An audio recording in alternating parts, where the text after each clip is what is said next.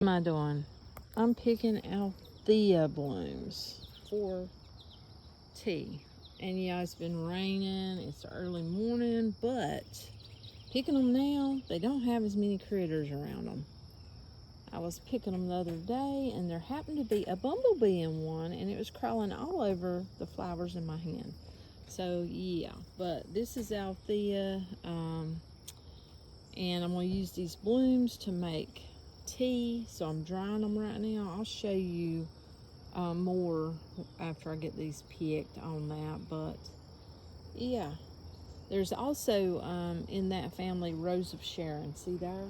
Looky there. There's a bumblebee right there was flying around. They love these things. But yeah, but I'm leaving the blooms on the back side. So that side over there, I'm leaving the blooms, and this side I'm picking them. That's the way I'm chose to do it. I'll leave that side for the pollinators and picking this side for tea. But yeah.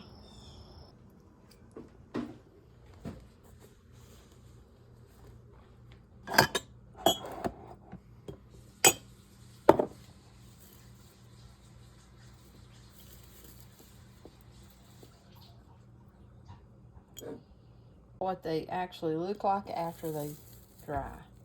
Beautiful color. Beautiful.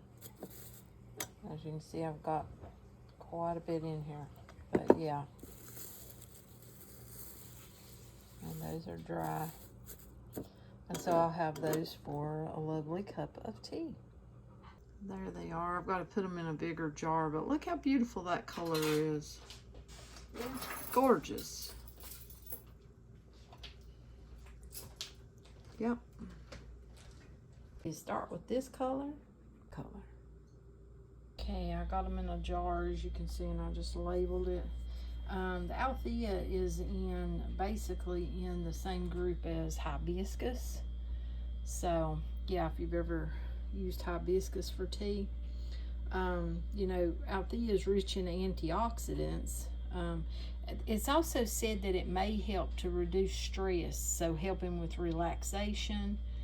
You know, those antioxidants also may help combat cellular damage, you know, from the free radicals that we obtain. And, you know, there's also the Rose of Sharon, which is like the Althea, except for it's not a doubled flower. It's a single flower, and that also is in the hibiscus group. So yeah, there it is. There you have it. It's beautiful, beautiful, beautiful blooms. It makes a beautiful tea. Yeah, it has color to it. So, but one thing to know is that with any herb, you should always talk to your doctor. And if you're pregnant, I wouldn't even use herbs without consulting a physician, you know, because there's certain ones that you shouldn't use at all, and then there's some that you can use. It's just according. So definitely consult a physician. Also, you know, if you're on medications, you always have to look at that, because I know that Althea can, you know, it can affect your blood pressure basically. So yeah, there's a caution with that. So if you have like blood pressure issues, or if you're on blood pressure medicine, that's something to think about. You know, you may need to talk to your physician. The same with hibiscus. You may also need to talk to your physician the same too, if you're using it when it comes to your blood pressure. But yeah, always do your research. Always do your research, or consult physicians, you know, if you have one. So yeah, there we have it, Althea. So if you like the content I create, how about a follow? Till next time, friends. Bye. Okay, making some Althea tea. I prefer to use one of these. You see this one or this one. Because if you don't, then you've got to fish the herb out of your cup. So yeah, I'll show you. I think we're going to I'll use this one. So first off, I've got to get me some hot water, and I can get that from my dispenser over there. So yeah, that's what I'm talking about. This thing does extremely hot water. Yeah. Move to the center, as you can see, and that just pulls up. You put your, well, I'll show you. You put your herb down in there, and yeah. So I'm gonna put my water in here. As you can see, I have got my dried Althea here. Look over my hands. Yeah, I'm letting my nails rest, but I got burnt. Yeah, baking, of course. I got sliced open, and then I've got a callus that will not heal. Yeah, and then I got sliced open again. So look over my hands. They look terrible. Yeah, right now. So we've got our Althea, as you can see, and it's dried. I've dried it. Like I showed you in the video about picking it and everything. Let me get that out. Took that out. Now, I'm going to put some Althea right in there. And what that thing does is that's like a strainer. So you don't have to worry about, you know, all of that getting into your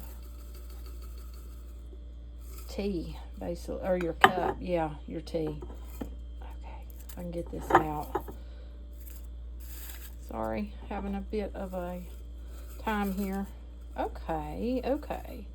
There. So, I've got some herb in there. As you can see, put this back in here like so. Not pushing it down. Not pushing it down. You see, I got hot water in here. See the steam? Yeah. So, I have to see how I'm doing this. That like that, like so, and now I'm going to try to push that herb down to where it's in the water. I can see what I'm doing here. It's kind of hard. I just want to make sure it's down in the water, but I don't want to push it too far. Okay, look. You see it? Did you see it? Did you see the magic? The magic's happening. Okay, watch the water. I must be getting it down there because you see it coming out. Okay, so I don't want to go too far. I need to figure out if that's right. Give me a minute. As you can see, it's starting to do its thing. I don't want to push it too far down in there because if you can see down here we don't have the little holes. So I've got to let it do its steeping. See there, it's starting to come out. You see that right over here? Yeah. So yeah, we'll let it do its steeping, and then we'll go from there. Yeah. I have set my timer. I'm gonna let this steep for, I'm thinking 10 minutes, maybe, I don't know, maybe 8, but I want to show you down in here. I'm gonna pull that off. Look, see the color coming out of it? So yeah.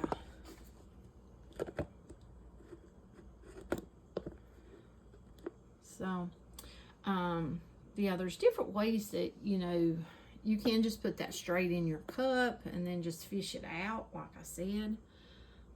But yeah, I got this trendy little thing, so I figure I might as well use it. And we'll see. Yeah. Okay, I'll let it go for 5 minutes. I think that's plenty because, look, the color's almost gone. So then, I know with this little contraption, you push this lever down. And it's supposed to push all of that tea down in there, or the straining that herb. Okay. Then I have got me a little coffee cup. Well, a teacup. It's not even a coffee cup. It's a little teacup. And I'm going to pour me some. See there? Now, you can add sweetener to this, some kind of sugar, or you can add honey. If I use sweetener, I'm going to use honey. But, you know, there's all kinds of different sweeteners you can use if you so want to use sweetener. But, yeah, I'm just going to drink it plain. I'm not adding any sweetener to it. And but there's Althea tea, and you see it does give you a little bit of color in there. You could very well add a tea bag or some other sort of tea in with those flowers, you know, if you wanted to, like a nice maybe a green tea or something, and you know, have a blended tea there. Is that, what is that in my tea? Thought I was seeing something.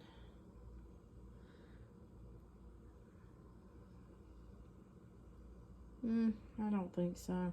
Thought I was seeing a piece of fuzz there. But yeah.